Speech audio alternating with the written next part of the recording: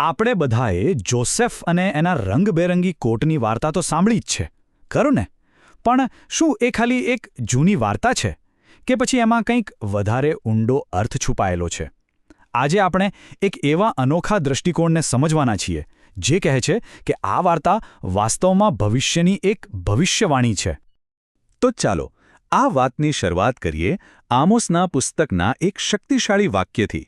એમાં લખ્યું છે કે લોકો જોસેફના વિનાશ પર શોક કરતા નથી.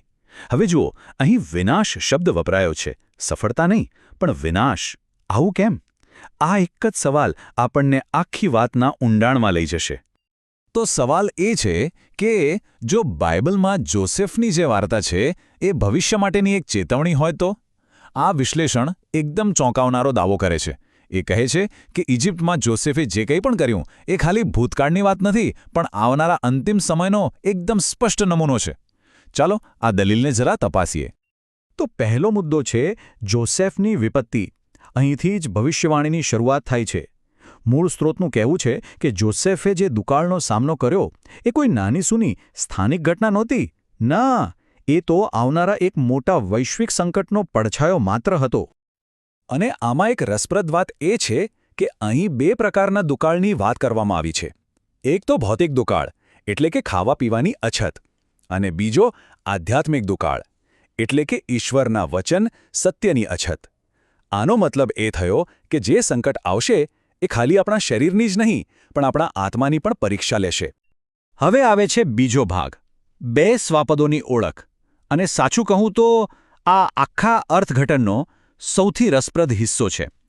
અહીં જોસેફની વાર્તાના જે પાત્રો છે એમને સીધા પ્રકટીકરણના પુસ્તકના એ ભયાનક પાત્રો સાથે જોડી દેવામાં આવ્યા છે. તો આ દૃષ્ટિકોણ શું કહે છે? એ મુજબ ફારૂન ખાલી એક રાજા નથી, એ અંતિમ સમયનો શાસક, એટલે કે ખ્રિસ્ત વિરોધીનું પ્રતીક છે. અને જોસેફ એને ફારૂનનો જમણો હાથ, એટલે કે જૂઠો પ્રબોધક માનવામાં આવે છે. એવો પ્રબોધક જે ફારૂનની સત્તાને આખી દુનિયા પર લાગુ કરે છે. પણ સવાલ એ થાય કે જોસેફને જૂઠો પ્રબોધક કેમ કહેવામાં આવ્યો? તો સ્ત્રોત એવી દલીલ કરે છે કે એનું કારણ એ છે કે જોસેફે દુકાળનો ઉપયોગ એક હથિયાર તરીકે કર્યો અને એનાથી દરેક ઇજિપ્તવાસીને ફારૂનનો ગુલામ બનાવી દીધો. એમની જમીન, એમના પશુઓ અને છેવટે એમની આઝાદી સુદ્ધા છીનવી લીધી. આગળ વધીએ ત્રીજા ભાગ તરફ, દુકાળ અને 666ની છાપ. આ કદાચ સૌથી ચોંકાવનારી કડી છે. વિચારો તો ખરા, અનાજ ભેગું કરવાની એક જૂની વાર્તાનો સંબંધ પ્રકટીકરણની એક કુખ્યાત શ્વાપદની છાપ સાથે કેવી રીતે હોઈ શકે? ચાલો જોઈએ. જુઓ, ઉત્પત્તિના પુસ્તકમાં આ નિયંત્રણના પગલાં એકદમ સ્પષ્ટ રીતે લખેલા છે. સૌથી પહેલાં જોસેફે લોકો પાસેથી અનાજના બદલામાં પૈસા લીધા, પછી એમના પશુઓ લઈ લીધા અને છેલ્લે જ્યારે લોકો પાસે કશું જ ન બચ્યું ત્યારે એમની જમીન અને એમના શરીર પણ ફારૂનને નામે કરી દીધા. આને કહેવાય સંપૂર્ણ નિયંત્રણ. અને બસ અહીં જ સ્ત્રોત એક સીધી લીટી દોરે છે. જે રીતે જોસેફે અનાજ પર કાબૂ મેળવીને લોકોને વશમાં કર્યા, એવી જ રીતે અંતિમ સમયમાં ખાવા પીવાની જેવી મૂળભૂત જરૂરિયાતો પર નિયંત્રણ મેળવીને લોકોને ઝૂકવા માટે મજબૂર કરવામાં આવશે. છાપ નહીં તો ખરીદી વેચાણ પણ નહીં. તો આખી વાતનો સાર શું છે? એ જ કે જ્યારે જીવવા માટે શ્વાપદની છાપ લેવી ફરજિયાત બની જશે ત્યારે કોઈપણ વ્યક્તિ શું પસંદ કરશે? પોતાની શ્રદ્ધા કે પછી પોતાનું પેટ? આ જ તો અંતિમ પરીક્ષા છે. હવે ચોથો ભાગ છે છેતરપિંડીનો યુગ. પણ એક વાત યાદ રાખજો, આ નિયંત્રણ ખાલી ભૂખમરાથી જ નહીં આવે. સ્ત્રોતનું કહેવું છે કે એની સાથે એક બહુ જ મોટી અને શક્તિશાળી છેતરપિંડી પણ જોડાયેલી હશે. સ્ત્રોત આપણને ચેતવે છે કે આ જૂઠો પ્રબોધક મોટા મોટા ચમત્કારો કરશે. એવા ચમત્કારો જે એકદમ સાચા લાગે, જેમ કે આકાશમાંથી આગ વરસાવવી.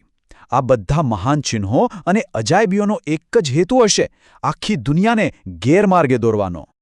હવે આનાથી એક બહુ મોટો સવાલ ઊભો થાય છે નહીં? કે એક પ્રેમાળ ઈશ્વર આટલી મોટી છેતરપિંડીને થવા જ કેમ દેશે? આ એક અઘરો સવાલ છે, પણ સ્ત્રોત એનો સીધો જવાબ આપવાની કોશિશ કરે છે.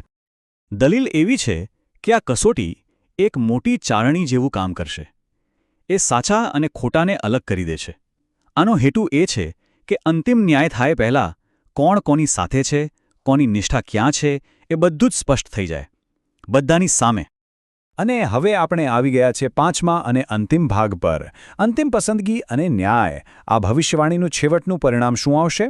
સ્ત્રોત મુજબ આ બધી ઘટનાઓ એક મોટા બ્રહ્માંડીય અંત તરફ લઈ જાય છે. આ અર્થઘટન જે છે એ છેલ્લા 3.5 વર્ષ માટે એકદમ ચોક્કસ ઘટનાક્રમ રજૂ કરે છે. આ સમયને મહાન વિપત્તિ તરીકે પણ ઓળખવામાં આવે છે. ચાલો જોઈએ કે એ ક્રમ શું છે. તો છેવટે આખી માનવજાત સામે એક જ વિકલ્પ હશે. આ દુનિયામાં થોડો સમય જીવવા માટે એ છાપ સ્વીકારી લેવી અથવા તો એનો ઇનકાર કરીને શહીદી વહોરી લેવી. આ એવી પસંદગી છે જે દરેકે પોતપોતાની રીતે કરવી પડશે. પણ આનો અંત અંધકારમય નથી. સ્ત્રોત એવું તારણ કાઢે છે કે ન્યાયનો આ સમયગાળો પૂરો થયા પછી બધું જ નવું બનાવવામાં આવશે.